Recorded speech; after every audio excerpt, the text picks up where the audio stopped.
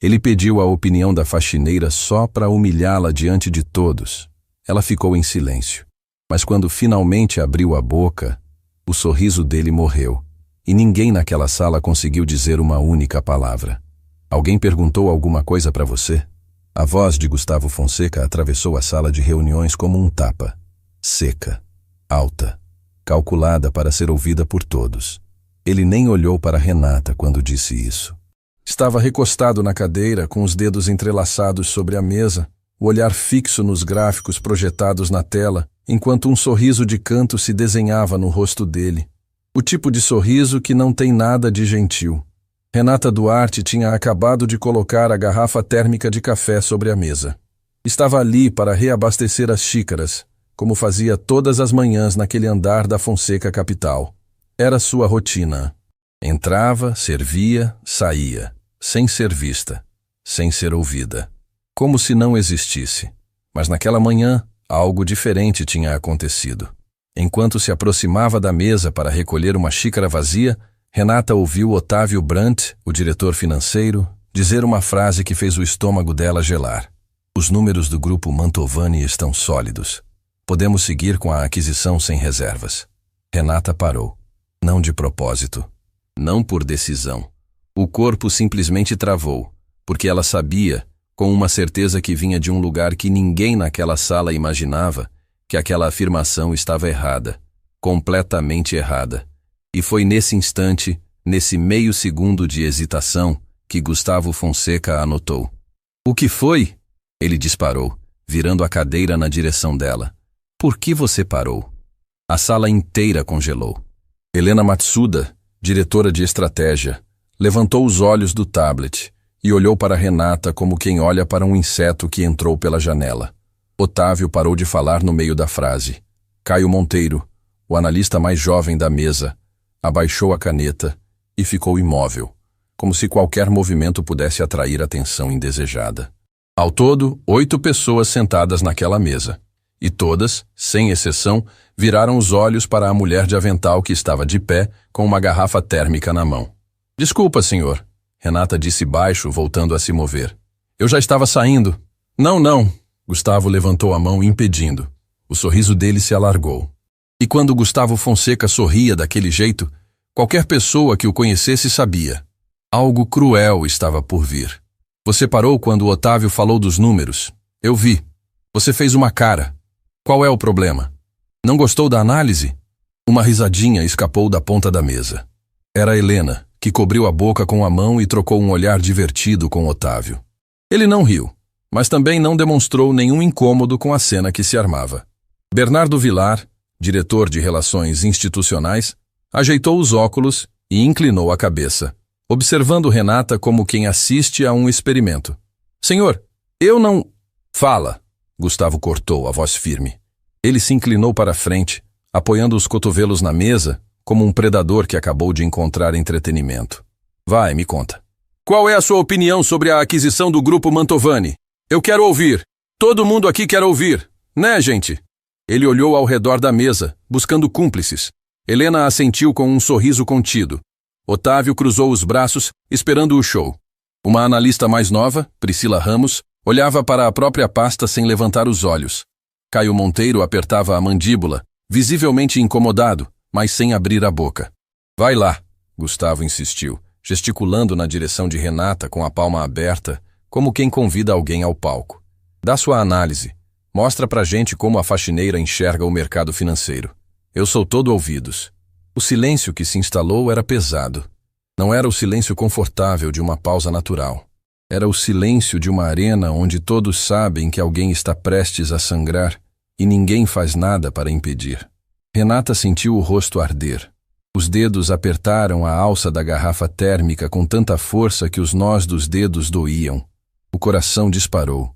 Cada célula do corpo dela gritava para abaixar a cabeça, pedir desculpa e sair daquela sala o mais rápido possível. Era o caminho seguro. O caminho que ela sempre escolheu. Meses ali naquele prédio servindo café, limpando mesas, recolhendo copos, sempre invisível, sempre em silêncio, sempre engolindo. Mas havia algo naquela manhã que era diferente. Talvez fosse o tom de Gustavo. Talvez fosse o riso de Helena. Talvez fosse a lembrança da voz de Dona Ivone, sua mãe, repetindo o que dizia desde sempre. Filha, humildade é não precisar provar nada para ninguém. Mas dignidade é nunca deixar ninguém te fazer de menos. Eu sou só a faxineira, senhor, Renata disse, a voz baixa, mas firme. Não é meu lugar opinar. Exatamente. Gustavo bateu na mesa com a palma aberta, fazendo as xícaras chacoalharem. Exatamente. Não é seu lugar. Mas você parou, você ouviu, e você fez uma cara como se soubesse de alguma coisa. Então agora eu quero saber. O que a moça do café acha que nós, que estudamos décadas para estar sentados aqui, estamos fazendo de errado? Helena soltou outra risadinha, dessa vez mais alta.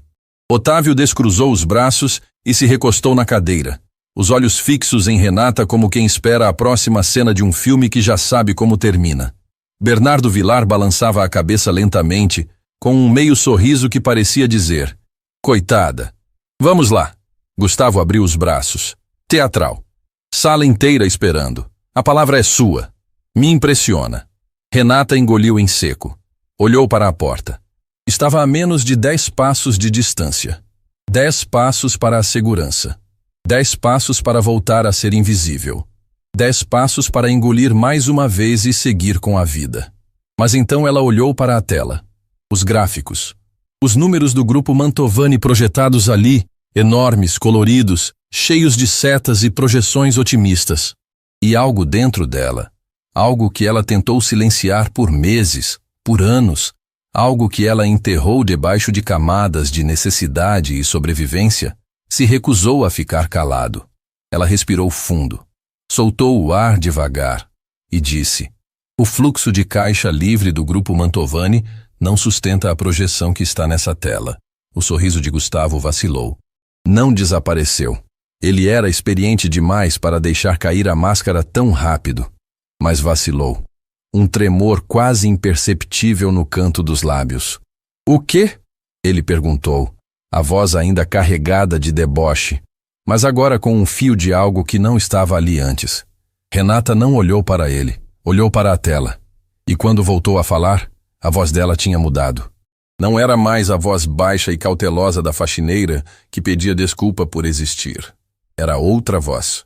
Uma voz que conhecia cada número daquela projeção melhor do que qualquer pessoa sentada naquela mesa. A margem operacional caiu nos últimos períodos consecutivos. O endividamento de curto prazo cresceu acima da capacidade de geração de caixa. E a projeção de receita que está nessa tela usa como base um contrato com o setor público que ainda não foi renovado e que, pelo histórico de atrasos desse tipo de renovação, tem chance real de não se concretizar no prazo que vocês estão considerando. O silêncio que tomou conta daquela sala não era mais o silêncio de uma arena.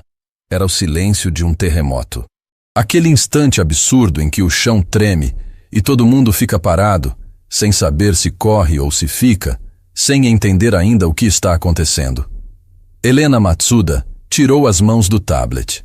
Otávio Brandt descruzou os braços e se inclinou para a frente, o rosto mudando de divertido para algo que parecia desconforto. Ou pior, reconhecimento. Bernardo Vilar parou de balançar a cabeça. Priscila Ramos finalmente levantou os olhos da pasta e olhou para Renata com a boca entreaberta. Caio Monteiro soltou a caneta, que rolou pela mesa sem que ninguém percebesse. Gustavo Fonseca ficou em silêncio por alguns segundos. Segundos que pareceram se arrastar. Os olhos dele estavam fixos em Renata, mas era como se ele estivesse processando algo que não cabia na cena que tinha montado. A faxineira, o avental, a garrafa térmica e aquelas palavras que não deveriam existir na boca de alguém que limpa chão. Que brincadeira é essa? Ele disse finalmente, a voz mais baixa do que antes. O deboche ainda estava ali, mas tinha perdido a força. Era um deboche rachado, como uma máscara que começa a trincar. Quem te mandou fazer isso? Foi algum engraçadinho aqui da mesa que ficou ensaiando com a moça do café? Ele olhou para os executivos procurando confirmação, procurando alguém que sorrisse e dissesse que era uma pegadinha. Ninguém sorriu. Ninguém disse nada. Helena olhava para Renata com uma expressão que oscilava entre incredulidade e algo que se parecia com raiva. Raiva de quem percebe que foi pega de surpresa. Otávio esfregava a testa com a ponta dos dedos, os olhos fixos nos gráficos da tela, como se estivesse vendo aqueles números pela primeira vez. Ninguém me mandou fazer nada, senhor, Renata disse. A voz firme, os olhos no chão, porque olhar nos olhos dele naquele momento seria confronto demais, e ela sabia disso. O senhor pediu minha opinião. Eu dei. Opinião? Gustavo se levantou. A cadeira girou para trás. Ele apoiou as duas mãos na mesa e inclinou o corpo na direção dela. Isso não é opinião. Isso é alguém repetindo coisa que ouviu em algum lugar. Você não sabe o que é fluxo de caixa livre. Você não sabe o que é margem operacional. Você não faz ideia do que está falando. A cláusula de penalidade cruzada no contrato da Mantovani com o Banco Serrano, Renata continuou, como se ele não tivesse falado nada, faz com que, no momento em que a renovação pública não se concretizar, o Serrano possa executar a garantia antecipada. E se isso acontecer depois da aquisição, a Fonseca Capital absorve um passivo que não está contemplado em nenhuma dessas projeções. Dessa vez, o silêncio foi absoluto. Não era mais desconforto. Não era mais surpresa. Era choque. Puro e cristalino. Helena Matsuda empurrou a cadeira para trás, como se precisasse de distância física da cena que estava presenciando. Otávio Brandt soltou um suspiro que tentou disfarçar de tosse, mas que todos ouviram. Bernardo Vilar tirou os óculos e esfregou os olhos, como quem acorda de um sonho. Caio Monteiro olhava para Renata com a boca entreaberta, e no olhar dele havia algo que ninguém mais na sala parecia ter: admiração. Priscila Ramos, que até então não tinha falado uma única palavra em toda a reunião, se virou para Otávio e sussurrou algo que todos ouviram no silêncio mortal daquela sala. Ela tem razão sobre o Serrano. Eu vi essa cláusula semana passada e não entendi por que ninguém levantou. Otávio lançou um olhar furioso para Priscila, que imediatamente se calou. Mas o estrago estava feito. A confirmação tinha vindo de dentro da própria mesa. E Gustavo Fonseca ouviu cada sílaba. Ele se virou lentamente para Renata. O sorriso tinha desaparecido por completo. O rosto dele estava sério de um jeito que os executivos raramente viam. E quando viam, sabiam que significava perigo. Quem é você? Ele perguntou. Não era mais deboche. Não era mais provocação. Era uma pergunta real, crua, como se ele estivesse olhando para Renata pela primeira vez. Sou Renata Duarte, ela respondeu. A faxineira terceirizada. Faxineira nenhuma fala desse jeito. O senhor tem razão, Renata disse. E pela primeira vez, levantou os olhos e olhou diretamente nos olhos de Gustavo Fonseca. Faxineira nenhuma deveria precisar falar desse jeito. Mas o senhor pediu, e eu não ia mentir. Aquela frase ficou pendurada no ar como uma sentença. Gustavo sustentou o olhar dela por alguns segundos, e algo mudou. Algo que ele não queria que ninguém visse, mas que todos viram. Uma sombra de dúvida. Uma fissura na armadura. Helena Matsuda se manifestou pela primeira vez desde que Renata começara a falar. A voz dela saiu afiada, cortante. Gustavo, isso é absurdo. Não vamos levar a sério uma análise feita por alguém que não tem a menor qualificação para estar nessa conversa. Nós revisamos esses números por semanas. O jurídico revisou. A auditoria revisou. E agora uma pessoa que serve café vai pôr tudo em dúvida? Helena tem razão. Otávio emendou rápido, recuperando a compostura. Não faz sentido. Provavelmente ela ouviu alguma conversa no corredor e está repetindo sem contexto. Gustavo olhava de um para outro, mas os olhos dele voltavam sempre para Renata.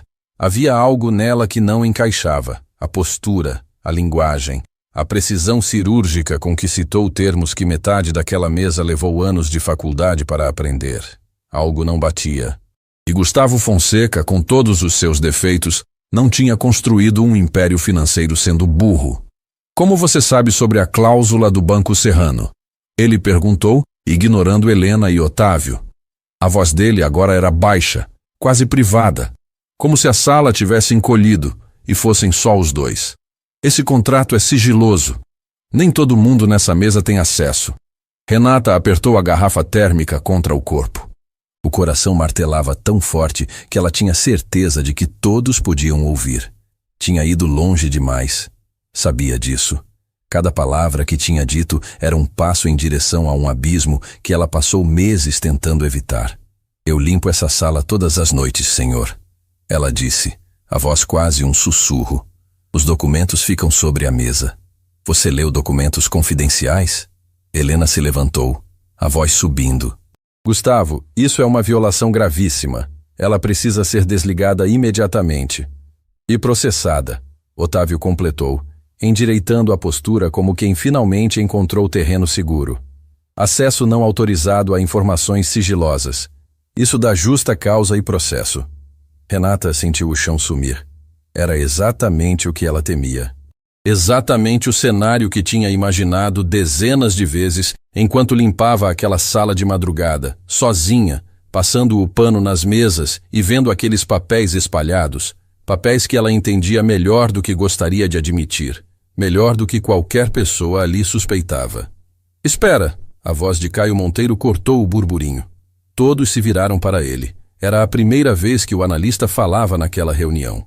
Ele engoliu em seco, claramente nervoso, mas continuou. Antes de demitir ou processar qualquer pessoa, alguém pode, por favor, verificar se o que ela disse está certo? O silêncio voltou. Helena abriu a boca para responder, mas Gustavo levantou a mão, impedindo. Caio tem razão, ele disse. E então fez algo que ninguém esperava. Algo que fez Helena arregalar os olhos, Otávio soltar um suspiro de incredulidade e Bernardo Vilar colocar os óculos de volta no rosto para ter certeza de que estava vendo direito. Gustavo Fonseca se sentou, cruzou as mãos sobre a mesa e olhou para Renata com uma expressão que não era deboche, não era raiva, não era piedade. Era curiosidade, pura, genuína e perigosa curiosidade. Senta, ele disse apontando para a cadeira vazia no canto da mesa. A cadeira que ninguém nunca usava. A cadeira que ficava ali de enfeite, sobrando como se esperasse por alguém que nunca chegava. Gustavo, Helena protestou. Senta, ele repetiu, dessa vez olhando para Renata. E me explica tudo, desde o começo. Cada número, cada cláusula, cada detalhe que você viu nesses documentos. Renata não se mexeu. Olhava para a cadeira como quem olha para uma armadilha. Porque podia ser uma. Podia ser mais uma forma de humilhação. Sentá-la ali para depois destruí-la com mais requinte. Mas então ela pensou em Dona Ivone. Pensou em tudo que tinha vivido para chegar até ali. Pensou nos anos de sacrifício, nas noites em claro, nas portas que se fecharam, nos sonhos que ela guardou numa gaveta e trancou com chave, porque o mundo não deixou espaço para uma mulher como ela sonhar. Renata colocou a garrafa térmica sobre o aparador no canto da sala. Caminhou até a cadeira vazia e sentou.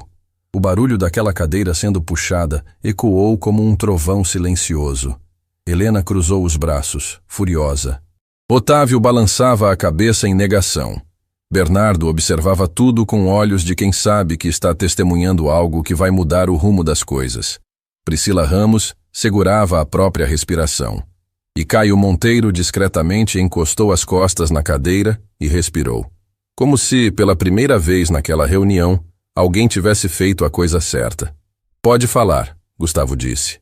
Renata olhou para a tela. Olhou para os números. Olhou para cada rosto naquela mesa. Os que riam, os que desprezavam, os que fingiam que ela não existia. E então começou a falar. Não como uma faxineira que decorou termos ouvidos no corredor. Não como alguém que leu documentos por curiosidade. Mas com a precisão, a profundidade e a autoridade de alguém que nasceu para estar sentada naquela mesa e que, por razões que ninguém ali conhecia, estava de pé, com um avental, servindo café.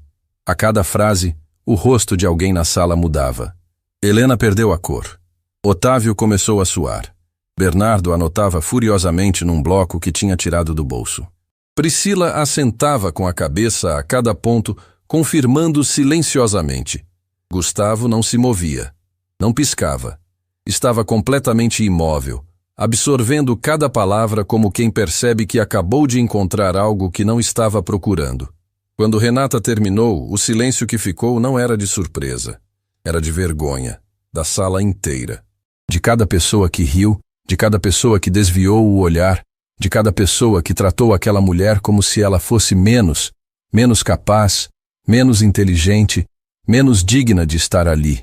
Gustavo Fonseca se recostou na cadeira, esfregou o rosto com as duas mãos e soltou uma frase que fez o ar da sala ficar mais pesado. Se o que você está dizendo estiver certo, nós estávamos prestes a perder tudo. Está certo, Priscila disse do outro lado da mesa, a voz trêmula, mas audível. Eu verifiquei agora no sistema. Cada número que ela citou está correto. Helena abriu a boca, fechou.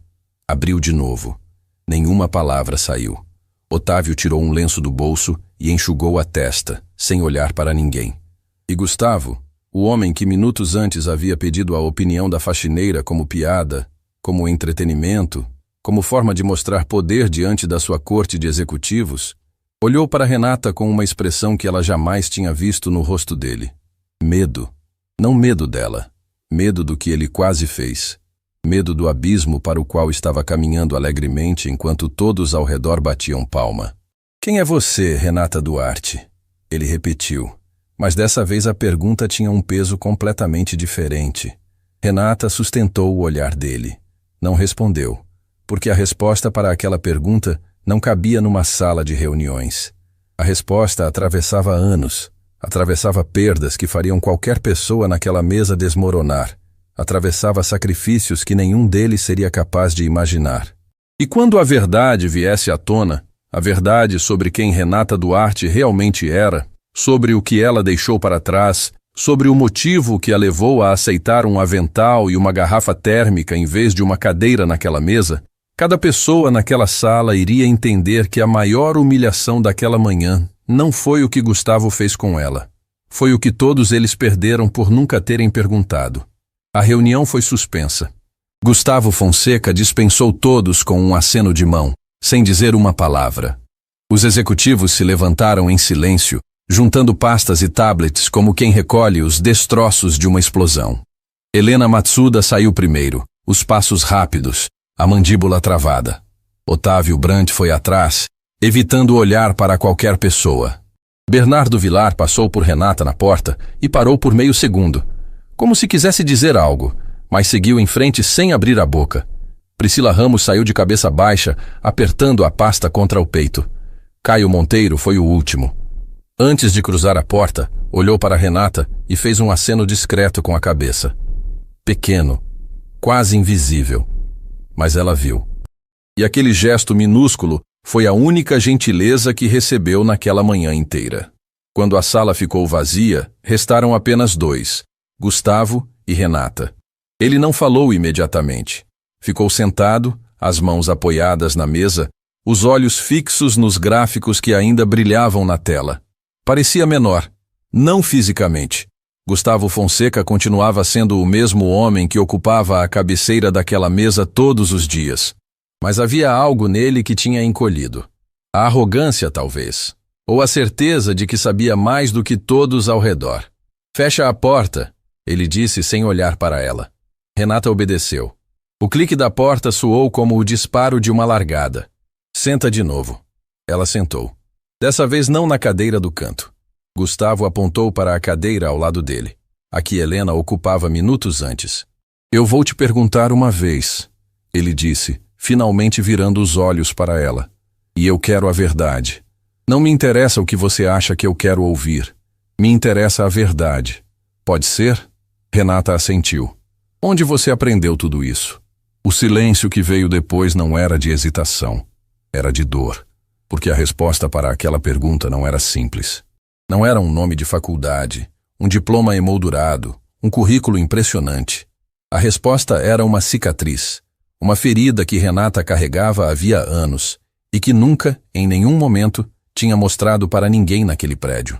Eu me formei no Instituto Azevedo de Economia, ela disse. A voz saiu firme, mas custou. Terminei o curso no topo da turma. Fiz especialização em análise de risco e mercado de capitais. Publiquei artigos, recebi convites para palestrar. Durante um tempo, trabalhei como analista numa gestora de investimentos. Gustavo não se mexeu, mas os olhos dele mudaram. Se alargaram quase imperceptivelmente, como se cada frase fosse um soco no estômago que ele precisava absorver em silêncio. Então, por que... Ele começou. E pela primeira vez desde que Renata o conhecia, a voz dele falhou. Ele pigarreou e recomeçou. Por que você está limpando o chão? Renata baixou os olhos. Não por vergonha, por peso. Porque o que vinha a seguir era a parte que ela guardava trancada no lugar mais fundo de si mesma. O lugar onde moravam as coisas que doem demais para contar e pesam demais para carregar sozinha. Minha mãe ficou doente, ela disse. Dona Ivone. Começou com um cansaço que não passava. Depois veio a dificuldade para andar, depois o diagnóstico. Ela parou, respirou, continuou. Era degenerativo, progressivo, o tipo de coisa que não tem cura, só tratamento para desacelerar. E o tratamento custava mais do que tudo que eu ganhava na gestora. Muito mais. Gustavo escutava imóvel. Eu tentei de tudo, Renata continuou. Pedi adiantamento, pedi empréstimo, vendi o que tinha. Mas não era suficiente. E aí veio a parte que ninguém conta quando fala de meritocracia. Quando você é uma mulher sozinha, sem família rica, sem rede de apoio, sem ninguém para segurar a barra, o sistema te engole. Não importa o quanto você estudou, não importa o quanto você sabe. A vida te coloca de joelhos e espera que você agradeça por ainda estar respirando. A voz dela não tremeu. Mas havia um peso em cada sílaba que fazia o ar da sala parecer mais denso. Eu larguei a gestora porque precisava de flexibilidade para cuidar dela. Tentei trabalho remoto, consultoria, freelance, mas os tratamentos consumiam tudo, cada centavo, cada hora, cada gota de energia. E quando o dinheiro acabou de vez, eu aceitei o que apareceu. Limpeza terceirizada, turno da noite, para poder ficar com ela durante o dia. Gustavo abriu a boca, fechou. Abriu de novo. E o que saiu não foi uma frase elaborada, não foi uma análise fria, não foi um comentário de quem está acostumado a comandar salas. Foi uma única palavra, carregada de algo que Renata nunca imaginou ouvir na voz dele. Quanto? Como? O tratamento. Quanto custa? Renata balançou a cabeça. Senhor, eu não estou pedindo nada. Eu só respondi o que o senhor perguntou. Eu sei que não está pedindo, Gustavo disse. E havia algo estranho na voz dele. Algo que rachava. Eu estou perguntando porque eu preciso entender uma coisa. Preciso entender como é possível que uma pessoa com a sua capacidade esteja invisível há meses dentro da minha empresa. Passando por mim todos os dias, limpando a minha mesa, servindo o meu café. E eu nunca perguntei sequer o seu nome. O silêncio que veio não era pesado. Era devastador. Porque naquele momento, Gustavo Fonseca não estava falando como CEO. Não estava performando para ninguém. A sala estava vazia. Não havia plateia, não havia executivos para impressionar, não havia máscara para vestir. Era só ele sentado ao lado de uma mulher que ele humilhou minutos antes, e a verdade crua e insuportável de que ele era exatamente o tipo de pessoa que sempre jurou não ser. Você sabe qual é a pior parte? Renata disse, olhando para as próprias mãos. Não é limpar chão. Isso eu faço com dignidade e sem vergonha nenhuma. A pior parte é ouvir, todas as noites, as conversas que ficam no ar depois que vocês saem. Os papéis que sobram na mesa. As decisões que eu sei que estão erradas. E não poder dizer nada. Porque para vocês eu não existo. Para vocês eu sou o avental e a garrafa térmica. Ninguém nunca olhou além disso. Gustavo se levantou. Caminhou até a janela. A cidade se estendia lá embaixo. Imensa, cinzenta, cheia de prédios e promessas. Ficou parado ali por um tempo que Renata não saberia medir. Quando se virou, os olhos dele estavam diferentes. Não úmidos. Gustavo Fonseca não era o tipo de homem que chorava na frente de alguém. Mas havia algo ali que parecia vergonha. Uma vergonha silenciosa e profunda que ele provavelmente nunca tinha sentido antes. Eu preciso que você faça uma coisa, ele disse. O quê? Amanhã nessa mesma sala eu vou reunir o conselho. Não os diretores. O conselho. E eu preciso que você apresente tudo o que me disse hoje. Com números, com projeções, com cada detalhe. Renata arregalou os olhos. Senhor, eu sou terceirizada. Eu não posso nem entrar nessa sala sem estar empurrando um carrinho de limpeza. Amanhã você vai entrar pela porta da frente, Gustavo disse, e vai sentar na cadeira que quiser. Renata ficou em silêncio. Olhava para ele tentando entender se era real, se era mais uma armadilha, mais um teste, mais uma performance. Mas o rosto de Gustavo não tinha nada de teatral. Pela primeira vez, era só um homem diante de uma verdade que ele não conseguia mais ignorar. "Por que o senhor está fazendo isso?" ela perguntou. Gustavo voltou a olhar pela janela. Demorou para responder.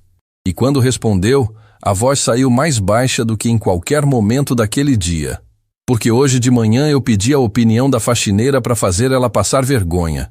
E a faxineira me deu uma aula que nenhum dos executivos que eu pago milhões por ano foi capaz de dar. E se eu ignorar isso, então eu sou exatamente o tipo de pessoa que mereço ser." Renata se levantou. Pegou a garrafa térmica no aparador. Caminhou até a porta.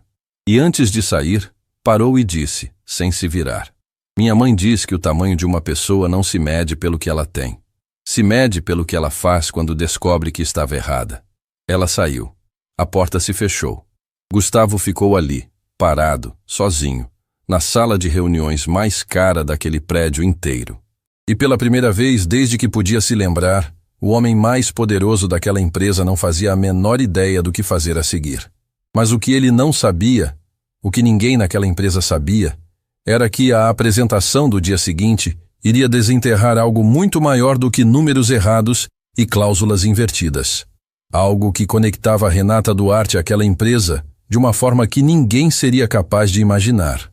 Um segredo que estava enterrado havia anos. E que, quando viesse à tona, não iria apenas mudar o rumo daquela aquisição. Iria mudar a vida de cada pessoa naquele prédio. Renata chegou em casa naquela noite e encontrou Dona Ivone sentada na poltrona da sala, com um cobertor sobre as pernas e o rádio ligado baixinho numa estação que tocava músicas antigas. A casa era pequena, 2 quartos, uma cozinha que servia de sala de jantar e um corredor estreito onde Renata tinha empilhado caixas com livros que não cabiam em nenhum outro lugar. Livros de economia, de mercado financeiro, de análise de risco. Livros que ela não abria havia muito tempo, mas que não conseguia se desfazer. Como se jogá-los fora fosse aceitar que aquela parte dela tinha morrido de vez. "Chegou cedo", Dona Ivone disse sem tirar os olhos do rádio. A voz era fraca, mas tinha aquele tom que Renata conhecia desde criança. O tom de quem percebe que algo aconteceu antes mesmo de ouvir uma palavra. "Saí mais cedo hoje", Renata respondeu, deixando a bolsa no chão e se ajoelhando ao lado da poltrona para ajeitar o cobertor. "A senhora já tomou o remédio da noite?" "Tomei. A vizinha trouxe uma sopa também. Está na geladeira." Renata assentiu, mas não se levantou. Ficou ali, ajoelhada, com as mãos sobre o cobertor da mãe, olhando para o chão. O peso do dia inteiro desabou sobre ela de uma vez. A humilhação na sala de reuniões, os risos, os olhares, as palavras de Gustavo, a cadeira vazia, o convite para o dia seguinte. Tudo veio ao mesmo tempo, como uma onda que ela tinha segurado o dia inteiro e que agora, ali, no único lugar do mundo onde podia ser frágil, finalmente a engoliu. Os olhos encheram de água. Ela não fez barulho, não soluçou, mas as lágrimas desceram sozinhas, silenciosas, caindo sobre o tecido do cobertor. Dona Ivone não precisou perguntar o que tinha acontecido. Conhecia aquele choro. Já tinha visto antes. Nos dias em que Renata voltava da faculdade depois de ouvir que não pertencia àquele lugar, nos dias em que foi demitida da gestora porque precisava faltar demais, nos dias em que contava as moedas no fundo da bolsa e tentava decidir entre comprar remédio ou comida. Era o choro de quem carrega o mundo nas costas e não tem a quem pedir ajuda. Dona Ivone estendeu a mão e pousou sobre a cabeça da filha. Não disse nada por um tempo. Apenas ficou ali, com os dedos acariciando o cabelo de Renata como fazia quando ela era pequena e acordava assustada no meio da noite. "Me conta", Dona Ivone disse depois de um tempo. Não era uma ordem, era um convite. O tipo de convite que só uma mãe sabe fazer. Aquele que diz, sem precisar de palavras, "Eu estou aqui, pode soltar." E Renata contou. Tudo. Desde o momento em que entrou na sala com a garrafa térmica até o instante em que Gustavo Fonseca pediu que ela voltasse no dia seguinte para falar ao conselho. Contou sobre os risos, sobre Helena, sobre Otávio, sobre o silêncio covarde de uma mesa inteira.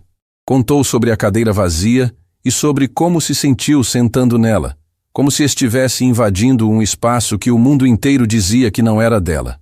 Quando terminou, Dona Ivone ficou em silêncio por um momento. Depois, com a voz calma e firme que sempre teve, mesmo quando o corpo já não obedecia como antes, disse: "Você vai. Mãe, a senhora não entendeu. Pode ser uma armadilha. Ele pode estar querendo me expor de novo, só que dessa vez na frente de gente ainda mais importante." "Pode ser." Dona Ivone concordou. "E pode ser que não. Mas se você não for, vai passar o resto da vida se perguntando o que teria acontecido. E eu conheço você, filha. Essa pergunta vai te comer por dentro. Vai ser pior do que qualquer humilhação." Renata enxugou o rosto com as costas da mão. "E se eu não conseguir? E se eu travar? E se eles rirem de novo?" Dona Ivone segurou o rosto da filha com as duas mãos. As mãos tremiam. Tremiam sempre agora. Mas o olhar era inabalável. "Renata, escuta uma coisa. Eu criei você sozinha. Trabalhei em casa de família, lavei roupa de gente rica, esfreguei chão de escritório a vida inteira para você poder estudar. E você estudou. Você se formou. Você é brilhante. E nenhum homem de terno sentado numa cadeira cara vai apagar isso. Nenhum." Renata fechou os olhos. As lágrimas voltaram, mas dessa vez eram diferentes. Não eram de dor. Eram de algo que ela tinha esquecido que existia.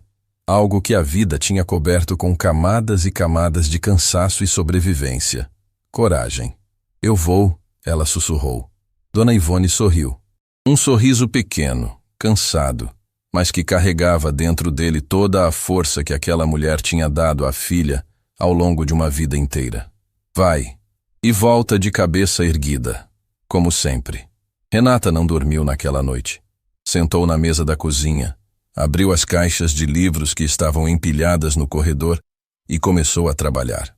Não tinha computador. O último que teve precisou vender meses antes para pagar uma parcela do tratamento. Então fez tudo à mão. Num caderno pautado, com uma caneta azul, escreveu cada número que lembrava, cada cláusula, cada projeção, cada furo. A memória dela era assustadora. Sempre tinha sido. Na faculdade, os colegas diziam que ela tinha uma mente fotográfica, mas não era exatamente isso. Era mais como se os números fizessem sentido para ela de um jeito que não faziam para os outros. Como se ela enxergasse padrões onde todo mundo via apenas planilhas. Quando o sol nasceu, Renata tinha 12 páginas escritas, detalhadas, organizadas, impecáveis. Olhou para aquelas folhas e sentiu um aperto no peito, porque ali, naquele caderno barato comprado na papelaria do bairro, estava a prova de tudo que ela tinha sido e de tudo que o mundo não deixou que ela continuasse sendo. Tomou um banho. Vestiu a roupa mais arrumada que tinha. Verificou se Dona Ivone tinha tomado os remédios da manhã e deixou o almoço preparado no fogão. Na porta, antes de sair, ouviu a voz da mãe vindo da poltrona. "Filha." "Sim?" "Eles não sabem com quem estão lidando, mas vão saber." Renata sorriu pela primeira vez em muito tempo e saiu. Quando Renata chegou ao prédio da Fonseca Capital, algo estava diferente. O segurança da portaria, o mesmo que havia passar todas as noites com o uniforme de limpeza sem nunca dizer uma palavra, olhou para ela e não a reconheceu. Renata se identificou e disse que tinha uma reunião. O segurança conferiu a lista, franziu a testa e ligou para confirmar. Depois de alguns minutos, liberou a passagem com um aceno confuso. No elevador, Renata apertou o botão do último andar. O mesmo andar onde limpava todas as noites. Mas naquela manhã, subir naquele elevador tinha um peso completamente diferente. Cada andar que passava era como um degrau em direção a algo que ela não conseguia nomear. Medo, esperança, ou talvez os dois ao mesmo tempo. Quando as portas se abriram, a primeira pessoa que ela viu foi Helena Matsuda. Helena estava parada no corredor, encostada na parede com os braços cruzados e um sorriso que não tinha nenhuma simpatia. Ao lado dela, Otávio Brant segurava um tablet e olhava para Renata com uma expressão que misturava desprezo e satisfação, como quem segura uma carta na manga e mal pode esperar para jogá-la na mesa. Bom dia, Renata disse, a voz controlada. Bom dia, Helena respondeu, se desencostando da parede e bloqueando parcialmente o corredor. Que bom que veio. Antes de entrar, preciso te informar uma coisa. Protocolo da empresa. Renata parou. O departamento jurídico analisou a situação durante a noite. Helena continuou, a voz suave como seda e afiada como vidro. E concluiu que o acesso não autorizado a documentos confidenciais por parte de uma funcionária terceirizada constitui uma violação contratual grave. Isso significa que, tecnicamente, qualquer informação que você obteve a partir desses documentos é inadmissível. E que você pode, e provavelmente vai, responder por isso. Otávio ergueu o tablet, mostrando um documento na tela. Já encaminhamos um relatório ao conselho. Antes mesmo de você abrir a boca lá dentro, eles vão saber que a sua fonte de informação foi obtida de forma irregular e que nada do que você apresentar tem validade. Renata sentiu o corredor encolher. O ar ficou pesado. As 12 páginas do caderno dentro da bolsa pareciam de repente inúteis, como uma arma descarregada. Vocês fizeram isso para me impedir de entrar, Renata disse. Não era uma pergunta. Helena inclinou a cabeça, como se estivesse explicando algo óbvio para uma criança. Nós fizemos isso para proteger a empresa. Se alguém aqui está comprometendo a integridade dos nossos processos, somos obrigados a agir. Não é pessoal. É totalmente pessoal, Renata respondeu, a voz firme apesar do coração acelerado. Se os dados que eu apresentar estiverem errados, vocês não precisam de um relatório jurídico para me desacreditar. Basta mostrar onde eu errei. Mas vocês não fizeram isso. Fizeram uma barreira legal. E a única razão para fazer isso é porque vocês sabem que eu estou certa. Helena perdeu o sorriso por meio segundo. Recuperou rápido, mas Renata viu. E Otávio desviou os olhos para o tablet, como quem finge conferir algo que não precisa ser conferido. Antes que qualquer um dissesse mais alguma coisa, uma porta se abriu no fundo do corredor. Gustavo Fonseca apareceu, com o paletó aberto e uma expressão que não entregava nada, nem apoio, nem hostilidade. Olhou para a cena no corredor, para Helena, para Otávio, para Renata, e disse apenas: "O conselho está esperando. Todos vocês." Helena endireitou a postura e entrou sem olhar para trás. Otávio a seguiu, guardando o tablet debaixo do braço. Renata ficou parada por um instante. As pernas pesavam. A bolsa com o caderno parecia pesar 1 tonelada. Gustavo se aproximou dela, parou ao lado e disse baixo para que só ela ouvisse: "O relatório deles já está na mesa do conselho. Eu li. É tecnicamente correto." O coração de Renata afundou. "Mas," Gustavo continuou, "eu também coloquei uma cópia da cláusula 14.3 na mesa, com os números reais, e pedi para Priscila Ramos verificar tudo uma segunda vez hoje de madrugada." Renata olhou para ele. "O conselho vai decidir quem eles querem ouvir," Gustavo disse. "A questão é, eles vão ouvir o relatório que diz que você não deveria estar aqui? Ou vão ouvir os números que dizem que se você não estivesse aqui, essa empresa iria afundar?" Ele deu um passo para o lado, abrindo passagem. "A escolha é deles, mas a sua já foi feita quando você sentou naquela cadeira ontem. Então entra." Renata respirou fundo. Apertou a alça da bolsa. Lembrou das mãos trêmulas de Dona Ivone segurando seu rosto. Lembrou das 12 páginas escritas à mão na mesa da cozinha enquanto o mundo dormia. E entrou. A sala do conselho era maior do que a sala de reuniões onde tudo tinha começado. Uma mesa oval, cadeiras mais imponentes, paredes revestidas de madeira. Sentados ali estavam 5 membros do Conselho da Fonseca Capital. Rostos que Renata nunca tinha visto, mas que carregavam o peso de decisões que moviam fortunas. E entre eles, sentado na cabeceira com uma pasta aberta à sua frente, estava um homem que Renata não esperava ver ali. Um homem que ela não via há anos. Um homem que conhecia cada detalhe da trajetória acadêmica dela, que tinha sido seu orientador, que tinha escrito a carta de recomendação que abriu a primeira e única porta profissional que ela teve na vida antes de tudo desmoronar. Professor Salomão Nassif. Ele levantou os olhos da pasta, olhou para Renata, e no rosto dele, naquele rosto marcado pelo tempo e pela sabedoria de quem já viu o mundo girar muitas vezes, Apareceu uma expressão que era impossível de decifrar. Surpresa, dor, orgulho, culpa. Renata sentiu as pernas fraquejarem, porque a presença de Salomão Nassif ali não era coincidência. Não podia ser. E se ele estava sentado naquela mesa como membro do Conselho da Fonseca Capital, significava que havia uma conexão entre o passado dela e aquela empresa que ia muito além do que ela jamais imaginou. E quando os olhos dos dois se encontraram, os da aluna que ele perdeu de vista e os do professor que nunca soube o que tinha acontecido com ela, o ar daquela sala mudou por completo, porque a verdade estava prestes a começar a aparecer. E ninguém ali estava preparado para o que viria a seguir. Renata ficou parada na entrada da sala do conselho por alguns segundos que pareceram durar uma eternidade.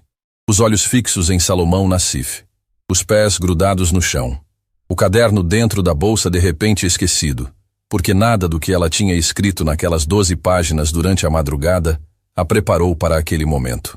Salomão Nassif, o homem que mudou a vida dela. O homem que olhou para uma jovem sem recursos, sem conexões, sem sobrenome importante e disse: "Você tem uma mente que eu não vejo em uma geração inteira. Não desperdice isso." O homem que lutou para conseguir uma bolsa integral para ela no Instituto Azevedo quando ninguém mais apostava nela. O homem que escreveu a carta que abriu a porta da gestora onde ela trabalhou, a única porta que a vida profissional dela conheceu antes de se fechar para sempre. E agora, ele estava ali, sentado na cabeceira do Conselho da Fonseca Capital, com uma pasta aberta à sua frente e um olhar que Renata não conseguia decifrar. "Senhorita Duarte." A voz de um dos conselheiros cortou o silêncio.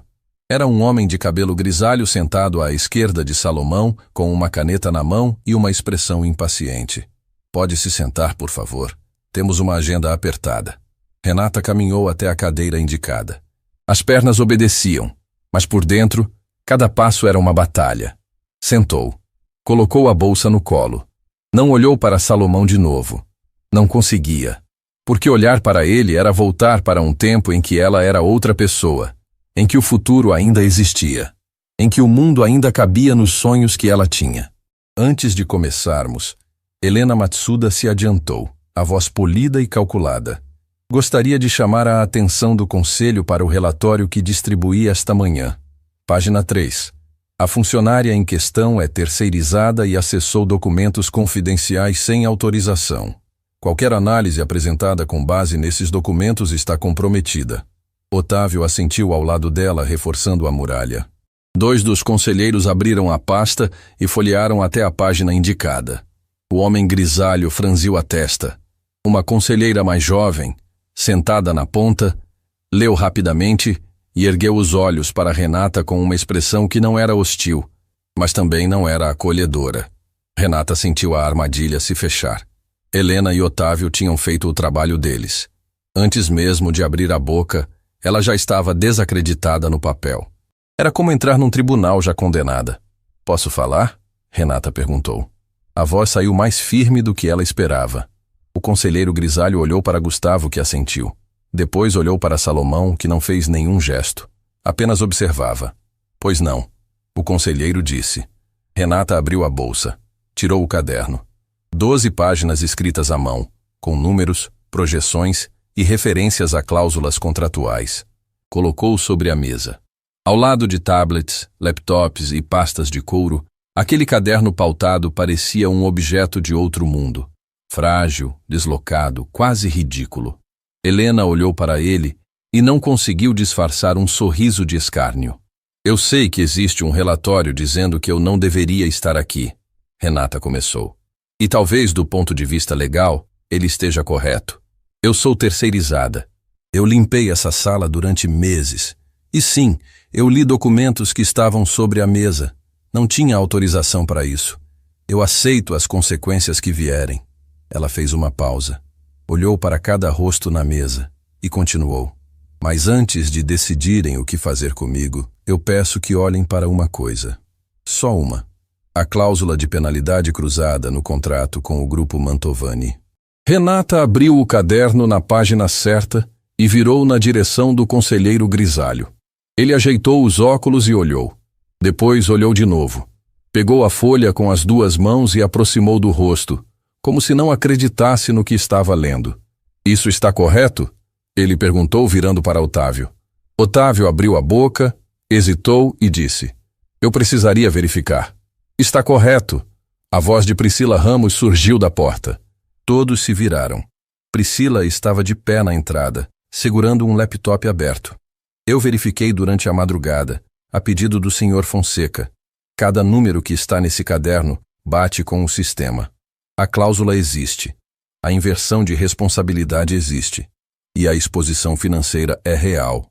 Helena virou para Priscila com um olhar que poderia congelar uma sala inteira. Mas Priscila não recuou. Estava tremendo. Qualquer pessoa podia ver, mas não recuou. O conselheiro grisalho se recostou na cadeira. Tirou os óculos, esfregou o rosto. E disse algo que fez o estômago de Helena despencar.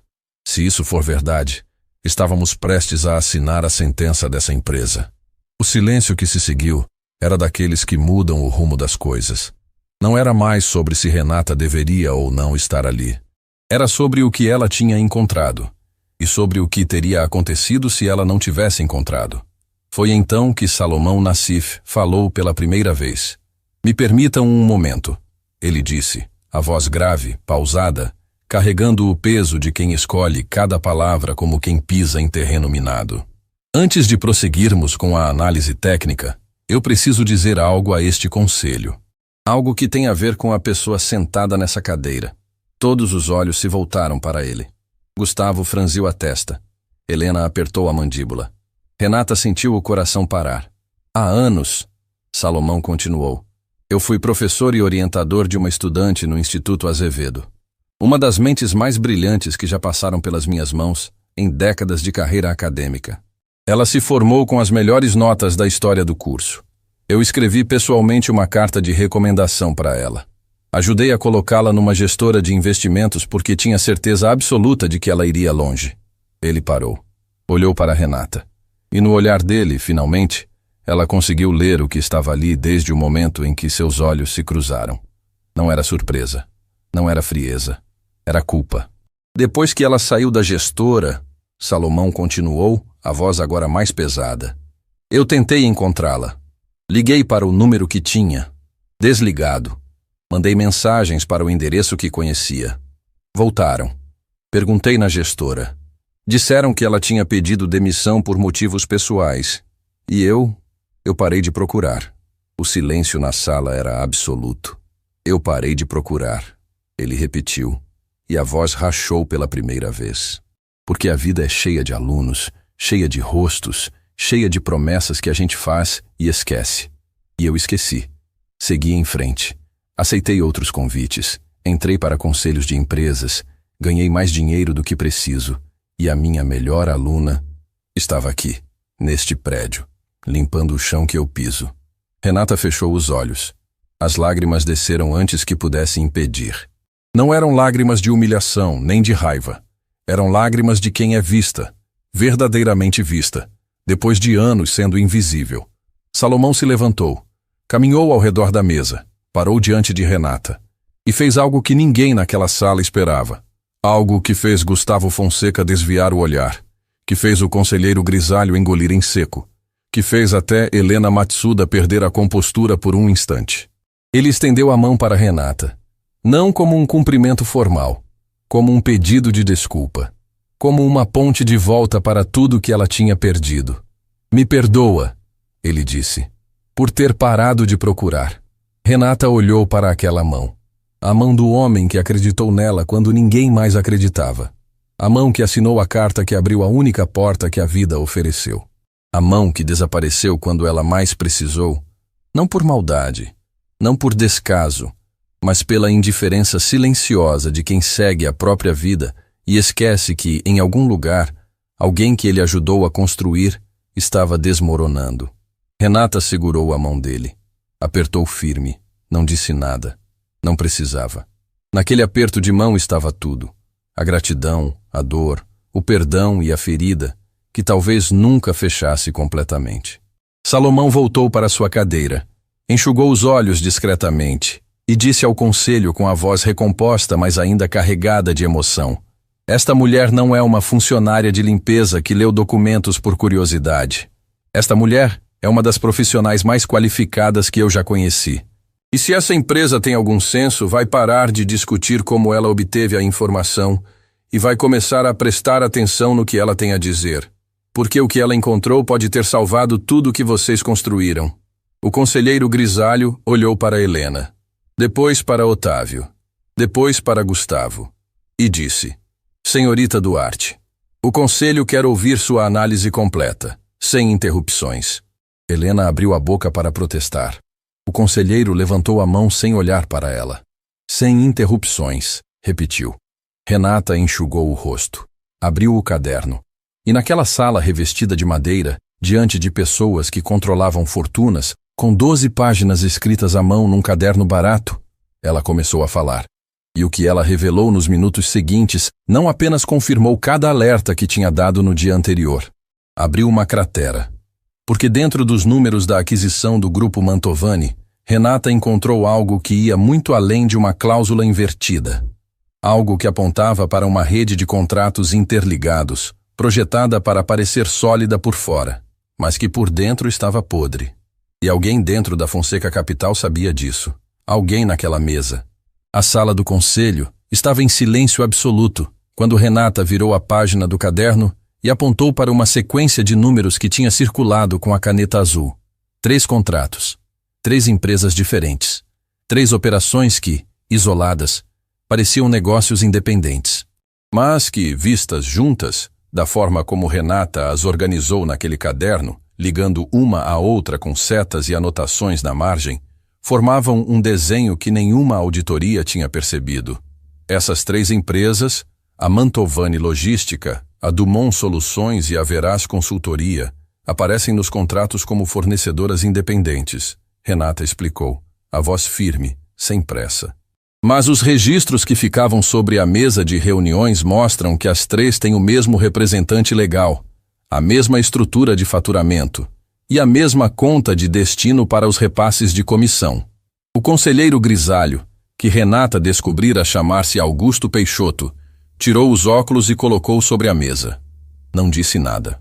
Mas a expressão dele dizia tudo. Era a expressão de alguém que começa a entender que o problema é muito maior do que imaginava. A conselheira mais jovem, Denise Correia, folheava rapidamente a pasta à sua frente, comparando os números de Renata com os documentos oficiais.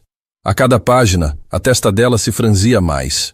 Isso significaria, Denise disse devagar, como quem monta um quebra-cabeça em voz alta, que alguém criou uma cadeia de empresas fantasma para inflar o valor da aquisição e que os repasses de comissão iriam para...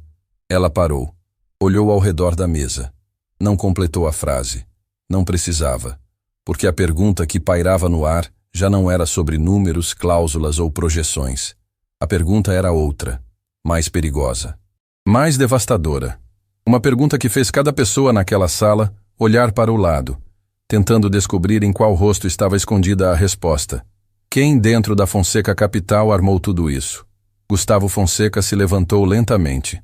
Caminhou até a tela de projeção, onde os gráficos da aquisição ainda brilhavam com suas setas otimistas e suas promessas de lucro. Ficou parado diante deles por um instante, as mãos nos bolsos, o olhar percorrendo cada linha como quem relê uma carta e finalmente entende o que estava escrito nas entrelinhas. Otávio, ele disse, sem se virar. Otávio Brandt engoliu em seco. Sim? Quem trouxe o Grupo Mantovani para a mesa? Quem fez o primeiro contato? Quem indicou a Dumont e a Veraz como fornecedoras complementares para a operação? O silêncio que se seguiu não era apenas tenso, era sufocante, como o ar antes de um raio, carregado, pesado, esperando o estalo. Foram indicações do mercado, Otávio respondeu, ajeitando a gravata com um gesto que tentava parecer casual, mas que todos na sala reconheceram como nervosismo. Vieram por canais normais. O departamento financeiro avaliou e considerou adequadas. O departamento financeiro, Gustavo repetiu, virando-se finalmente para ele. O departamento que você chefia. Gustavo, eu não vou tolerar esse tipo de insinuação, Otávio disse, endireitando a postura. A voz subiu um tom, ganhando uma urgência que ele tentava disfarçar de indignação. Eu trabalho nesta empresa há mais de uma década. Minha reputação fala por si. Helena se moveu na cadeira ao lado dele. Não falou, mas os olhos dela se estreitaram de um jeito que Renata percebeu, como se estivesse calculando algo, medindo distâncias, decidindo de que lado ficar. Ninguém está insinuando nada. Augusto Peixoto interveio, a voz grave e controlada. Mas os dados que a senhorita Duarte apresentou levantam questões sérias, e essas questões precisam de respostas. Otávio, você pode nos explicar a relação entre essas três empresas? Eu não conhecia essa relação. Otávio disse rápido. Rápido demais. Se existe uma conexão entre elas, não passou pela minha análise. Pode ter sido um erro de diligência prévia. Acontece. Erro de diligência prévia? Denise Correia interrompeu, sem esconder a incredulidade. 3 empresas com o mesmo representante legal e a mesma conta de destino, e ninguém no departamento financeiro percebeu? Isso não é erro. Isso é negligência ou... Ela não completou. Mas a palavra que ficou no ar era pesada o suficiente para esmagar qualquer defesa. Renata observava tudo em silêncio. Tinha dito o que precisava dizer. Os números estavam na mesa. As conexões estavam expostas. E agora, pela primeira vez desde que entrou naquele prédio com uma garrafa térmica na mão, ela não precisava falar mais nada. Os fatos falavam por ela. Foi então que Otávio fez algo inesperado. Virou-se para Renata. Não para Gustavo, não para o conselho, não para Helena. E disse com uma voz que misturava desespero e raiva contida. Você não sabe o que está fazendo. Não tem ideia do que está mexendo. Acha que entrou aqui, leu uns papéis, e agora entende como as coisas funcionam? Você não entende nada. Existem camadas nessa operação que estão muito acima da sua compreensão. Camadas? Augusto repetiu, a sobrancelha levantada. Que camadas, Otávio? Otávio percebeu o que tinha dito. A cor sumiu do rosto dele. Abriu a boca para corrigir, para reformular, para voltar atrás. Mas era tarde. As palavras já estavam no ar, e cada pessoa naquela sala tinha ouvido. Inclusive Salomão Nassif, que até então observava calado, mas que agora se inclinou para a frente com os olhos fixos em Otávio, como quem acabou de encaixar a última peça de um mosaico que tentava montar a tempo demais. Augusto, Salomão disse calmamente, eu sugiro que suspendamos a aquisição imediatamente e que uma auditoria independente seja aberta. Hoje, não amanhã, não semana que vem. Hoje. Concordo, Denise disse. Apoiado, disse o terceiro conselheiro, que até então não tinha se manifestado. Gustavo olhou para Otávio, e no olhar dele não havia mais raiva, não havia mais a arrogância de quem manda na sala, não havia performance. Havia algo que Renata reconheceu, porque já tinha visto no próprio espelho, em tantas noites sozinha na cozinha, decepção. A decepção corrosiva de confiar em alguém e descobrir que essa confiança foi usada como ferramenta. Otávio, Gustavo disse, a voz plana como a superfície de um lago que esconde uma correnteza mortal. Você tem até o final do dia para apresentar cada documento, cada transação e cada comunicação relacionada a essas 3 empresas. Se houver algo ali que confirme o que foi apresentado hoje, não vai ser o jurídico lidando com isso. Vai ser a polícia. Otávio se levantou. A cadeira fez um ruído agudo contra o piso. Ele olhou ao redor da mesa como um animal encurralado, buscando algum aliado, algum rosto que oferecesse apoio. Encontrou nada. Helena olhava para o próprio tablet. Os conselheiros olhavam para suas pastas. Gustavo sustentava o olhar com uma frieza que Renata nunca tinha visto nele. Otávio saiu sem dizer uma palavra. A porta se fechou atrás dele com um som que pareceu definitivo. O silêncio que ficou era diferente de todos os outros silêncios que aquela sala tinha abrigado ao longo dos 2 dias mais intensos da história da Fonseca Capital. Não era o silêncio da humilhação. Não era o silêncio do choque. Era o silêncio do recomeço. Aquele instante frágil em que os destroços ainda estão quentes, mas já é possível ver, no meio da fumaça, o contorno de algo novo. Augusto Peixoto virou para Renata e disse, Senhorita Duarte, em nome deste conselho, obrigado. O que a senhora fez hoje possivelmente evitou a maior perda financeira da história desta empresa. Renata assentiu. Não conseguiu falar. O nó na garganta era grande demais. Meses de silêncio. Meses limpando aquela sala e engolindo o que sabia. Meses sendo invisível. E agora, alguém olhava para ela e dizia obrigado. Não pela limpeza, não pelo café, pelo que ela sabia, pelo que ela era. Salomão se levantou e caminhou até ela. Parou ao lado e disse baixo: Eu preciso te contar uma coisa, não aqui, não agora, mas preciso. Renata olhou para ele. Havia algo no tom dele que ia além da emoção do reencontro, além da culpa por ter parado de procurá-la. Era outra coisa, algo que ele carregava e que pesava de um jeito diferente. O que é? Ela perguntou. Salomão balançou a cabeça. Hoje não, mas em breve. E quando eu te contar, muita coisa que aconteceu na sua vida vai fazer um sentido que você nunca imaginou. Renata sentiu um frio na espinha. Não de medo, de pressentimento. O tipo de pressentimento que aparece quando a vida está prestes a virar uma página que não pode ser desvirada. Naquele momento, Helena Matsuda se levantou discretamente, pegou o tablet e saiu da sala pelo fundo, sem que ninguém percebesse. Quase ninguém. Caio Monteiro, que estava parado perto da porta desde que a reunião começara, viu. Viu Helena sair. Viu o olhar dela, calculado, frio, determinado, e viu algo na tela do tablet que ela levava debaixo do braço. Uma mensagem aberta. Um nome. Um número. Caio não disse nada naquele momento. Guardou o que viu. Mas o coração dele disparou, porque o nome naquela tela era um nome que não deveria estar ali. Um nome que ligava a Helena a algo que ia muito além de uma diretoria de estratégia. E se o que Caio suspeitava fosse verdade, então Otávio Brant não era o único com segredos naquela empresa. E a pessoa que mais corria perigo não era Gustavo Fonseca. Era Renata. A reunião do conselho terminou, mas ninguém saiu imediatamente. Os conselheiros trocavam olhares pesados, sussurrando entre si enquanto organizavam pastas e documentos. Augusto Peixoto ficou sentado, com as mãos cruzadas sobre a mesa, olhando para o espaço vazio onde Otávio estivera sentado minutos antes. Denise Correia digitava freneticamente no celular, provavelmente acionando a equipe jurídica externa para a auditoria que acabara de ser aprovada. Gustavo permanecia de pé junto à janela, imóvel, com o olhar perdido na linha do horizonte, como quem tenta calcular o tamanho de um estrago que ainda não terminou de acontecer. Renata se levantou em silêncio, pegou o caderno e caminhou em direção à porta. Precisava de ar. Precisava de um minuto fora daquela sala para processar tudo o que tinha vivido nas últimas horas. Os olhares, as acusações, a mão estendida de Salomão, o rosto de Otávio desmoronando como uma fachada atingida por uma tempestade. Mas antes que alcançasse a porta, uma voz a deteve. Renata. Era Caio Monteiro. Estava encostado na parede do corredor, esperando por ela. O rosto dele carregava uma tensão que não combinava com o alívio que deveria existir depois de tudo o que acabara de acontecer. Algo estava errado. Preciso te mostrar uma coisa, ele disse baixo, olhando para os lados para ter certeza de que estavam sozinhos. Não aqui. Vem comigo. Renata hesitou.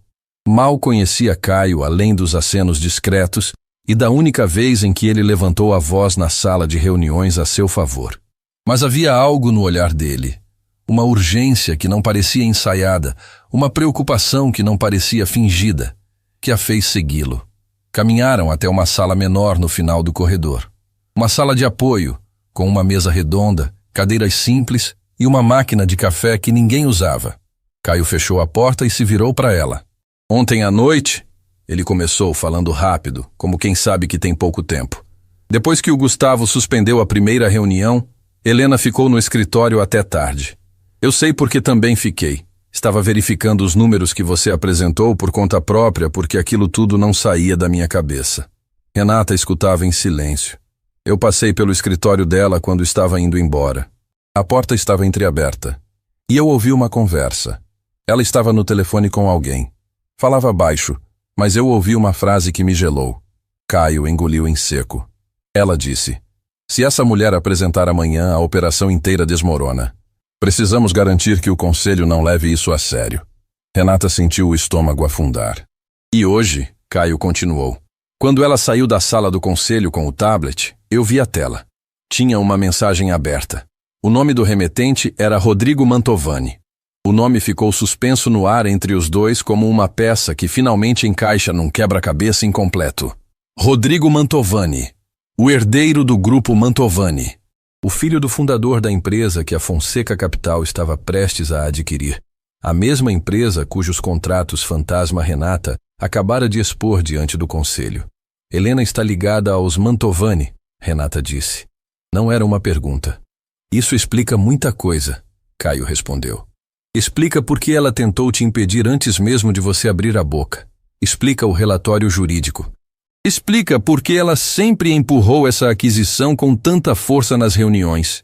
E explica por que o Otávio nunca questionou nada. Porque provavelmente ele não era o único envolvido. Ele era o braço operacional. Mas quem articulava por cima era Helena, Renata completou. O silêncio que ficou era daqueles que pesam no peito. Renata encostou na parede e fechou os olhos por um instante. Pensou em tudo que tinha vivido nos últimos 2 dias. A humilhação, a coragem de falar, a madrugada escrevendo à mão, o reencontro com Salomão. E agora isso. A descoberta de que a teia era mais profunda e mais perigosa do que qualquer número no caderno podia mostrar. Você precisa contar isso para o Gustavo, ela disse.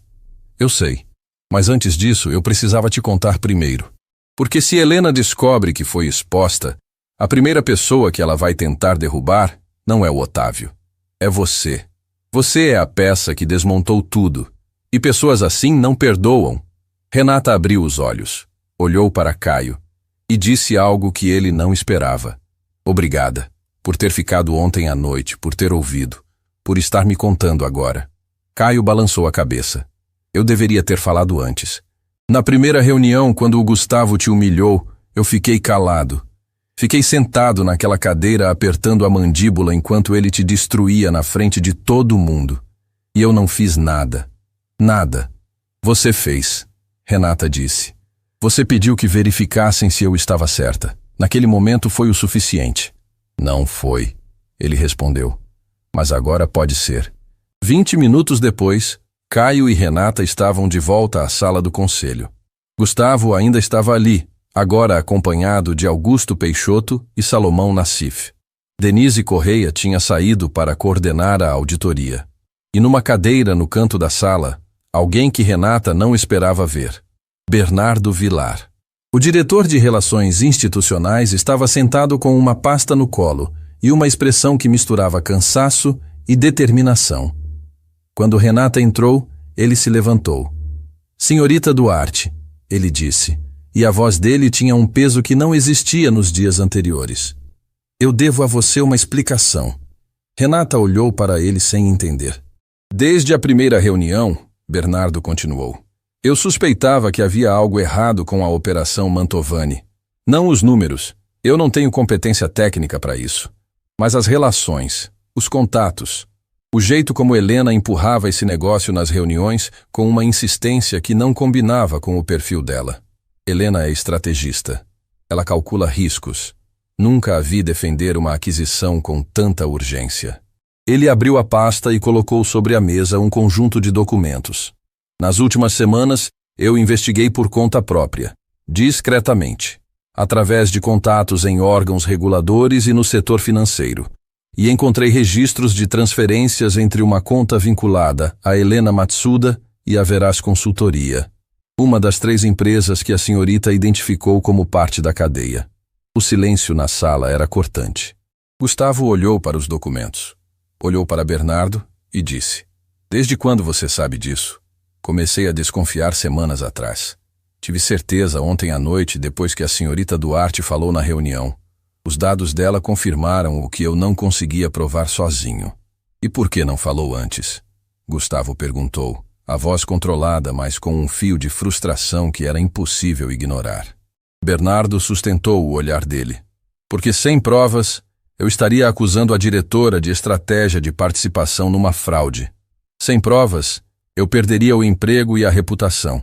E com todo o respeito, Gustavo, depois de ver como o senhor tratou a senhorita Duarte na primeira reunião por simplesmente tentar ajudar, o senhor acha que eu teria coragem de levantar uma acusação dessas? A frase atingiu Gustavo como um balde de água gelada. Ele não respondeu. Não tinha o que responder, porque Bernardo tinha razão. O ambiente que Gustavo criou, o medo, a hierarquia brutal, o deboche contra quem ousava questionar, era o mesmo ambiente que permitiu que uma fraude se instalasse debaixo do nariz dele. As pessoas tinham medo de falar, e quando alguém finalmente falou, ele tentou destruí-la. Augusto Peixoto pegou os documentos de Bernardo, examinou por alguns instantes e disse: "Isso é suficiente para incluir Helena Matsuda na investigação. Gustavo, onde ela está?" Gustavo pegou o telefone e ligou para a recepção do andar. A resposta fez o rosto dele endurecer. Ela saiu do prédio, há cerca de 40 minutos. Foi Salomão Nassif quem quebrou o silêncio tenso que se seguiu. Ele se levantou, caminhou até a janela e ficou parado ali por um momento, as mãos atrás das costas, o reflexo dele sobreposto à cidade lá embaixo. Quando se virou, olhou diretamente para Renata. "Eu disse que tinha algo para te contar", ele disse. "E acho que agora é o momento." Renata sentiu o coração acelerar. Cada vez que Salomão falava com aquele tom, grave, carregado, medido, algo dentro dela se preparava para um impacto. "Quando você era minha aluna", Salomão começou, "eu percebi desde o primeiro semestre que você tinha algo diferente. Não era só inteligência, era instinto. A capacidade de olhar para um conjunto de dados e enxergar o que ninguém mais via. Eu nunca tinha encontrado isso em ninguém antes. E provavelmente nunca vou encontrar de novo." Renata escutava imóvel. "Quando você saiu da gestora e desapareceu, eu me senti responsável, porque fui eu que te coloquei lá. E quando você sumiu, eu achei que tinha falhado com você de alguma forma. Que talvez o ambiente tivesse sido duro demais. Que talvez eu tivesse empurrado você cedo demais." Ele fez uma pausa. Respirou fundo. "Mas o que eu nunca te contei é porque eu entrei para o Conselho da Fonseca Capital." Renata franziu a testa. "Há alguns anos, a gestora onde você trabalhou foi investigada por irregularidades. Nada que tenha chegado a público. Foi resolvido internamente. Mas durante a investigação, eu descobri que a pessoa que demitiu você, que pressionou para que você saísse, que tornou sua vida impossível até que não tivesse outra opção senão pedir demissão, tinha ligações com o mesmo grupo de empresas que hoje está por trás da Operação Mantovani." O ar saiu dos pulmões de Renata como se alguém tivesse apertado o peito dela com as duas mãos. "Você não saiu da gestora por causa da sua mãe", Salomão disse, e a voz dele carregava uma dor que parecia ter sido guardada por tempo demais. "Quer dizer, sim, a doença da Dona Ivone era real, e o sacrifício que você fez era real. Mas a porta não se fechou sozinha, Renata. Alguém a empurrou. Alguém que queria você longe do mercado porque, mesmo naquela época, você já era perigosa demais. Você enxergava demais. E quem tem algo a esconder não tolera pessoas que enxergam." Renata não se mexeu. Não piscou. O mundo ao redor parecia ter parado de girar. Cada sacrifício, cada noite em claro, cada centavo que faltou, cada porta que se fechou, cada vez que ela aceitou o silêncio como destino, tudo ganhava um novo contorno, mais sombrio, mais injusto, mais doloroso do que ela jamais imaginou. "Eu entrei para este conselho", Salomão continuou, "porque queria entender de onde vinha essa rede. Queria encontrar a raiz. E queria, de alguma forma, consertar o que aconteceu com você, mesmo sem saber onde você estava." Ele caminhou até ela, parou na frente e disse: "E agora você está aqui, neste prédio, nesta sala, com um caderno na mão e a verdade na boca. E eu preciso que você saiba de uma coisa. Nada do que aconteceu com você foi por acaso. E nada do que você fez nesses 2 dias foi pequeno. Você desmontou em 48 horas uma estrutura que pessoas poderosas levaram anos para construir." Renata sentiu as lágrimas subirem. Não a segurou. Não precisava mais segurar nada. Deixou que descessem, silenciosas, pesadas, carregando com elas anos de invisibilidade, de silêncio forçado, de perguntas sem resposta. Gustavo observava tudo da cabeceira da mesa. E no rosto dele, pela segunda vez em 2 dias, Renata viu algo que não combinava com a imagem do homem que ela conhecia. Vergonha. Uma vergonha profunda e silenciosa. Não apenas por tê-la humilhado, mas por fazer parte de um mundo que engolia pessoas como ela sem nem perceber. Um mundo que ela limpava todas as noites, de joelhos, com um pano nas mãos, enquanto as mesmas mãos que poderiam ter salvado aquela empresa estavam sendo desperdiçadas em silêncio. O que fazemos agora? Augusto perguntou. Gustavo se levantou, olhou para Renata, olhou para Salomão, olhou para Caio e para Bernardo, e disse: agora fazemos o que deveríamos ter feito desde o começo. Ouvimos a pessoa certa. Ele se virou para Renata. Eu não estou te pedindo para perdoar nada. Eu não mereço isso. Mas estou te pedindo para ficar. Não como faxineira, não como terceirizada, como parte desta empresa, com a cadeira que sempre deveria ter sido sua. Renata olhou para ele, depois para Salomão, depois para Caio, que assentiu com um sorriso discreto, depois para Bernardo, que pela primeira vez desde o início de tudo, tinha os olhos marejados. Ela não respondeu. Não naquele momento, porque antes de aceitar qualquer cadeira, qualquer oferta, qualquer futuro que aquela empresa pudesse oferecer, havia algo que ela precisava fazer primeiro, algo que não podia esperar. Ela precisava voltar para casa. Precisava segurar as mãos trêmulas de Dona Ivone. Precisava olhar nos olhos da mulher que esfregou o chão a vida inteira para que a filha pudesse ter uma chance. E precisava dizer a ela que a chance, finalmente, tinha chegado. Mas o que Renata não sabia, o que ninguém naquela sala sabia, era que naquela mesma noite, enquanto ela caminhava de volta para casa carregando o peso e a esperança daquele dia inteiro, algo iria acontecer que mudaria não apenas o rumo da sua decisão, mas o significado de tudo que ela tinha vivido até ali. E quando amanhecesse, nada mais seria como antes. Renata abriu a porta de casa e encontrou o silêncio. Não o silêncio habitual, aquele silêncio manso de fim de noite com o rádio desligado e Dona Ivone cochilando na poltrona. Era outro tipo. Um silêncio que ocupava cada canto da sala como uma presença física. A poltrona estava vazia, o cobertor dobrado sobre o braço do sofá, o copo de água intocado sobre a mesinha ao lado do rádio. Mãe! Renata largou a bolsa no chão e correu até o quarto. Encontrou Dona Ivone deitada na cama, com os olhos fechados e a respiração curta. A vizinha estava ao lado, sentada numa cadeira, segurando a mão dela. Ela passou mal há pouco. A vizinha disse, a voz baixa. Chamei a emergência. Estão a caminho. Renata se ajoelhou ao lado da cama. Pegou a mão da mãe. Aquela mão que tremeu a vida inteira de tanto trabalhar, que segurou o rosto dela na noite anterior, que acariciou seu cabelo como quando era criança. A mão estava fria, mais fria do que deveria. Mãe, eu estou aqui, Renata sussurrou. Estou aqui. Dona Ivone abriu os olhos, devagar, como se o simples ato de levantar as pálpebras custasse mais energia do que tinha.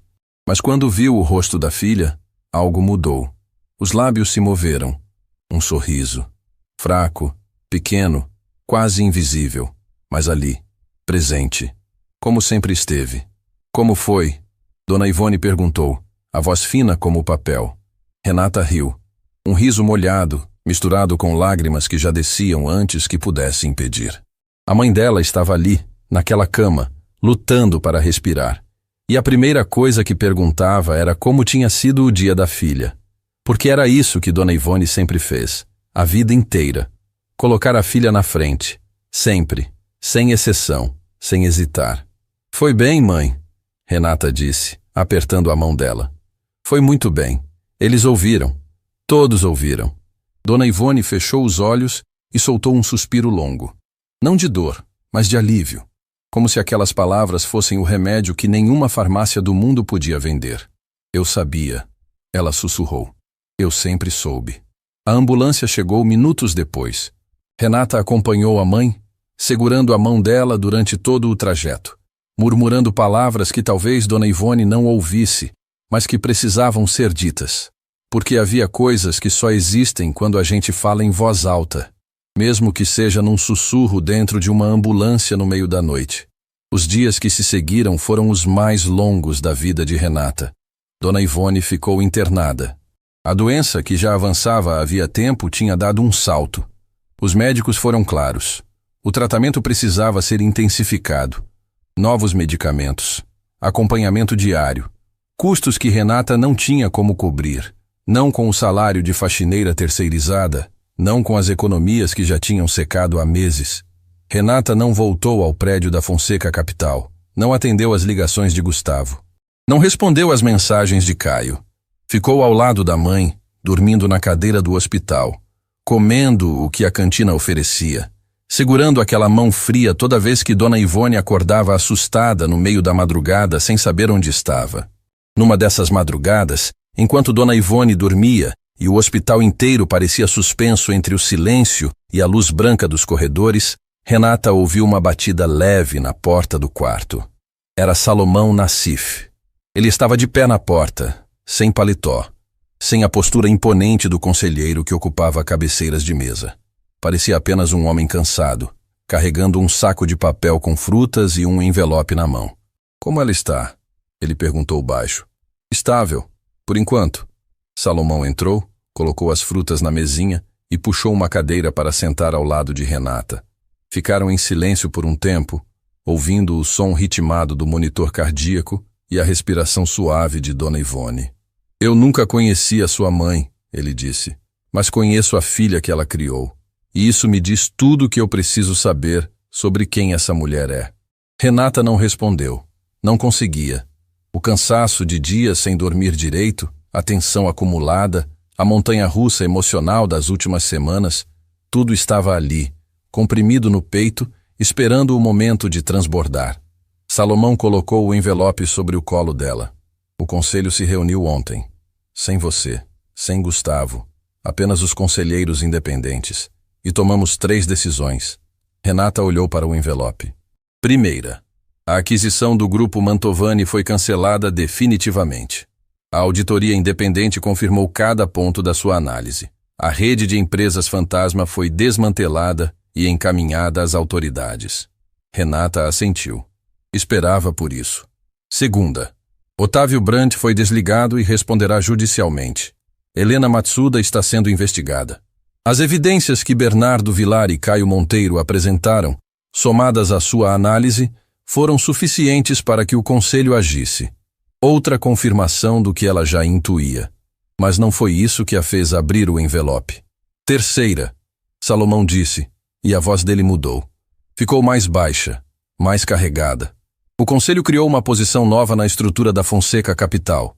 Uma diretoria de integridade e análise de risco, com assento permanente nas reuniões do conselho, com autonomia total e com o nome de uma única candidata. Renata abriu o envelope. Leu o documento. Leu de novo. Na terceira vez, as letras embaçaram porque os olhos já não seguravam as lágrimas. "Tem mais uma coisa", Salomão disse. O conselho aprovou, por unanimidade, a cobertura integral do tratamento da Dona Ivone. Não como favor, não como caridade, como reconhecimento pelo que você fez, pelo que você evitou, pelo que essa empresa deve a você. Renata largou o envelope no colo, cobriu o rosto com as 2 mãos e chorou. Não o choro silencioso e controlado que ela se obrigava a ter na frente dos outros. Chorou de verdade, com soluços, com o corpo inteiro.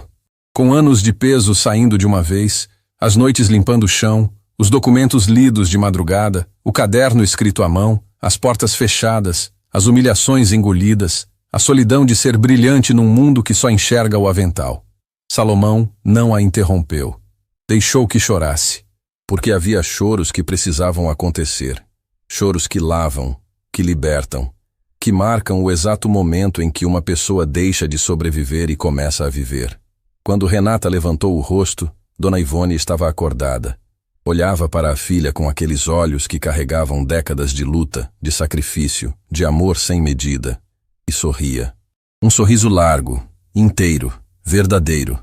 O tipo de sorriso que Renata não via no rosto da mãe havia muito tempo. "Mãe", Renata disse, enxugando o rosto, "eles querem que eu fique, na empresa, com uma cadeira de verdade." Dona Ivone estendeu a mão. Renata segurou. "Filha", Dona Ivone disse, com a voz fraca, mas com uma clareza que cortou o silêncio do quarto como uma lâmina de luz. Eu esfreguei chão a vida inteira para você poder voar. Não me diga que quer ficar no chão. Renata apertou a mão da mãe. Riu e chorou ao mesmo tempo. E soube, naquele instante, que a resposta sempre esteve ali. Em cada sacrifício. Em cada noite, em claro. Em cada mão que Dona Ivone estendeu quando o mundo inteiro virou as costas. Semanas depois, Renata entrou no prédio da Fonseca Capital pela porta da frente. O segurança, o mesmo que não a reconhecera dias antes, levantou-se e a cumprimentou pelo nome. No elevador, apertou o botão do último andar. O mesmo andar que limpava todas as noites. Mas dessa vez, quando as portas se abriram, não havia carrinho de limpeza, não havia garrafa térmica, não havia avental. Havia uma sala de reuniões. E ao redor da mesa estavam Gustavo Fonseca, Augusto Peixoto, Denise Correia, Salomão Nassif, Bernardo Vilar, Caio Monteiro, que fora promovido a coordenador de análise, e Priscila Ramos, que finalmente ocupava a cadeira que merecia depois de ter sido a primeira a confirmar os dados de Renata, quando ninguém mais teve coragem. E havia uma cadeira vazia, na cabeceira. Gustavo se levantou quando Renata entrou. Não disse nenhuma frase elaborada. Não fez discurso. Apenas estendeu a mão na direção da cadeira e disse: "É sua." Renata olhou para aquela cadeira. A mesma sala, as mesmas paredes, a mesma vista da cidade pela janela. Mas tudo era diferente, porque ela era diferente. Não porque tivesse mudado, mas porque finalmente o mundo ao redor tinha parado de olhar apenas para o avental e começara a enxergar quem estava por trás dele. Ela sentou, abriu o caderno, o mesmo caderno pautado com a mesma caneta azul. Colocou-o sobre a mesa, ao lado dos tablets, ao lado dos laptops, ao lado das pastas de couro. E daquela vez, ninguém olhou para o caderno com desdém. Olharam com respeito. Porque aquele caderno, escrito à mão na mesa de uma cozinha pequena enquanto o mundo dormia, tinha salvado uma empresa inteira. Naquela noite, Renata voltou ao hospital. Dona Ivone já estava respondendo ao novo tratamento. Tinha cor no rosto, força na voz.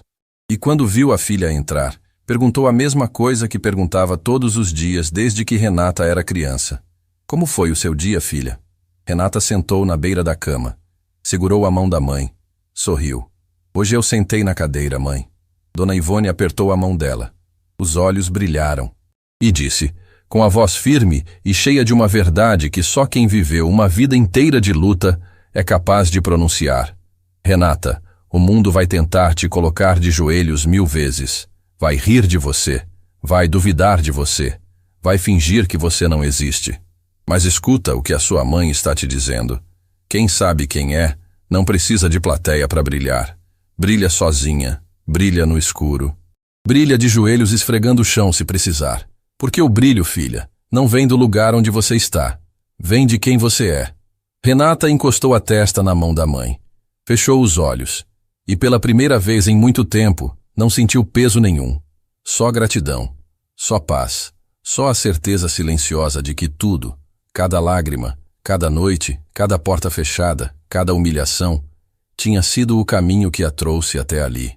Até aquela cadeira, até aquele momento, até a versão dela mesma que o mundo tentou apagar, mas que se recusou a desaparecer.